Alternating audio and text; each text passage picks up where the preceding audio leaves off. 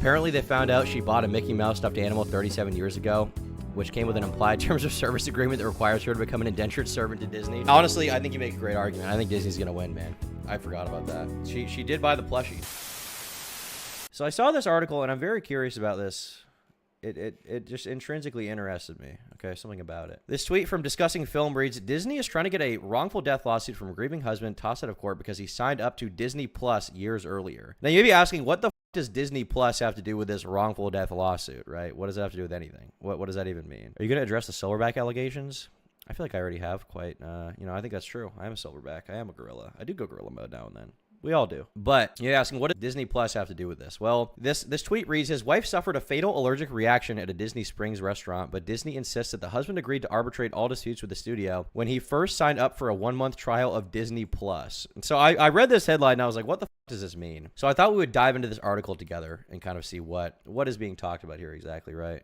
I thought we'd comb into the finer details, so to speak. Disney wants NYU doctor Allergy death to be tossed because of widower's Disney Plus subscription. They're trying to get a wrongful death lawsuit, blah, blah, blah, blah, blah, blah, blah.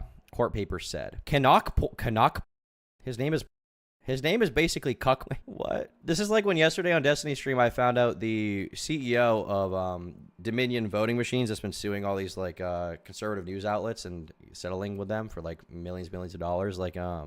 He sued like Fox News. I think he got like 800 mil from that settlement. He sued OAN. I don't know how much he got from that. His name is Eric Coomer. How is that your real name? How is your name? And this guy's name is Canuck. I think this article, is this a real article? What's going on? You see if they're making a Skibbity Toilet movie? I did see that. Is this a restream from 2 weeks ago? What's going on? Yeah, this is a restream from 2 weeks ago. What's going on? Exactly. It's a restream. I don't do anything live. Everything's pre-recorded AI video from me, as we all know, based on the Jake Weddle situation. Well, Canuck Tang Swan's bereaved widower, Jeffrey Piccolo. His name is Piccolo, like from Dragon Ball's. What? Is this real? I feel like I'm getting strange interactions in my brain. I'm getting like a chemical reaction explosion. What? Tang Soon and Jeffrey Piccolo. All right. We're going to keep going. Jeffrey Piccolo is suing the theme park juggernaut, claiming that his wife suffered a fatal allergic reaction shortly after eating at a Disney Springs restaurant in Florida last October. But Disney is claiming the $50,000 suit should be moved out of the course because Piccolo agreed to arbitrate all disputes with the company when he signed up for a 1-month trial of the Disney Plus streaming service back in 2019. Which, by the way, is insane. Like, the idea that you're being sued for a wrongful death because you apparently gave someone something they were allergic to when they died, okay, at a restaurant. And your argument is like, well, you signed up for my streaming service in 2019... which is 5 years prior and completely unrelated. Like, it's so insane. Why even argue that? The thing that bothers me about these allegations is, why do these big shots risk it all? Like, you made it to the top, why risk it? Like, you made it to the top, why risk it? Well, there's a lot of, interesting things about human nature to acknowledge there. I mean, first of all, when you get to a certain level of like money, power, fame, right, you kind of just assume that you can just get away. You can just get away with certain things, right? Obviously, we're not talking about false allegations. Let's assume the stuff we're talking about is real ones, right? You assume you can get away with bad actions because you're you. Hey, I'm Dr. Disrespect. Hey, I'm Chris Tyson. I'm part of Mr. Beast's team. I'm the biggest guy on Twitch. Nothing bad could ever happen to me. If they did accuse me of it, like, it wouldn't really matter because I have this giant career. Like, surely the success I have outweighs me doing one bad thing. And they can, like, justify it in their mind. That's definitely one part of it. Another part is, like, just because somebody's really famous does not mean they're, like, tactful or smart with what they do. The thing is, the majority of people who do get to that level, they are tactful. They are smart about it. But for the thing that we think about are the outliers, the biggest cases, right? Like, think about all the people who have been big on Twitch who haven't had allegations, right? Ludwig, chat favorite, was #1 on Twitch for a while. He's never had any allegation against him, right? True or false? He's never had any. Take someone like Kai Cenat, iShowSpeed, Jinxie, Queso. None of these people have ever had allegations. Why? Is it because they're like inherently smarter than these other guys?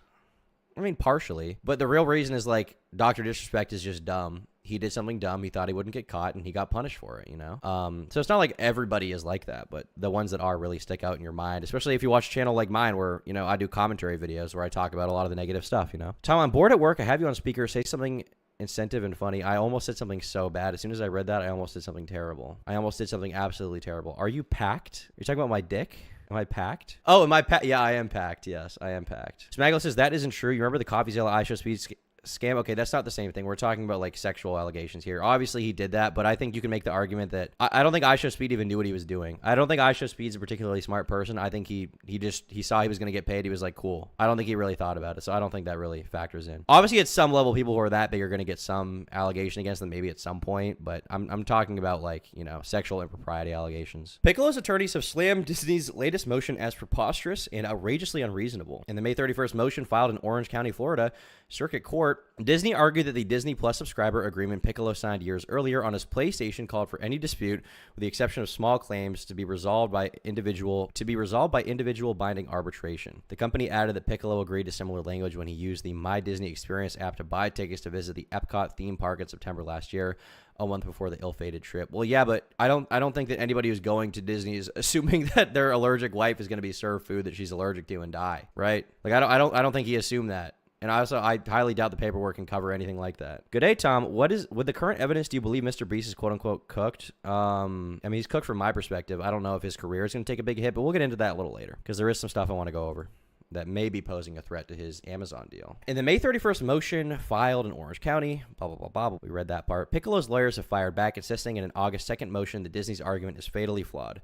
The notion that terms agreed to by a customer when creating a Disney Plus free trial account would forever bar that consumer's right to a jury trial in any dispute without any Disney affiliate or subsidiary is so outrageously unreasonable and unfair as to shock the judicial conscience, and this court should not enforce such an agreement. They also argued that Piccolo filed the wrongful death suit as the personal representative of the estate of Kanak Tang Swan and not on behalf of himself. But she's the one that's dead. What does that even mean? He's suing you because his wife died.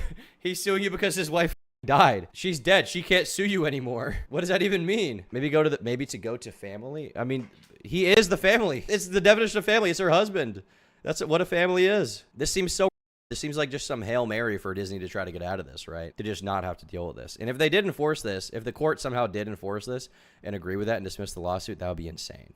That would be insane. That would set a horrible precedent. Now, I'm going to assume the court's probably not going to. But Tang Swan, 42, died of a severe allergic reaction known as anaphylaxis just hours after dining at the Raglan Road Irish pub and restaurant with her husband back on October 5th, the original complaint said. The physician, who had worked Manhattan's NYU Langone Hospital, had repeatedly stressed to wait staff that she had nut and dairy allergies, and she ordered scallops, onion rings, broccoli, and corn fritters, according to the filing. Soon after leaving the restaurant, she experienced difficulty breathing and collapsed, and then she died. Even though an EpiPen was administered, she died at a local hospital, the lawsuit said. Piccolo was seeking more than $50,000 in damages under Florida's Wrongful Death Act, in addition to mental pain and suffering, loss of income, and funeral expenses. The Post reached out to both Disney and Piccolo's attorneys for comment. Okay, so, like, assuming what he said is true, which I assume it probably is, because people with allergies, usually when they go to a restaurant, they're like, hey, I can't eat that, you know? I can't tell you how many times I've been to a restaurant with somebody who has a peanut allergy, and they're like, I can't eat peanuts. Don't give me peanuts, right? Assuming what he said is true, essentially he goes somewhere with his wife. His wife is like, hey, I'm allergic to this shit. And then she dies anyway. Right? After paying for overpriced Disney food, and Disney's trying to get out of it because he signed a Disney Plus subscription agreement years prior. These people are strange. Disney is very strange. I do not like this company, bro. $50K for a life is funny. He's not even asking for that much. He's not even asking for that much money. Apparently they found out she bought a Mickey Mouse stuffed animal 37 years ago, which came with an implied terms of service agreement that requires her to become an indentured servant to Disney. Honestly, I think you make a great argument. I think Disney's going to win, man. I forgot about that. She did buy the plushie. Hey, what do you expect? What do you expect? You bought the plushie, man. Disney can kill you legally now. Man, Disney seems so bro.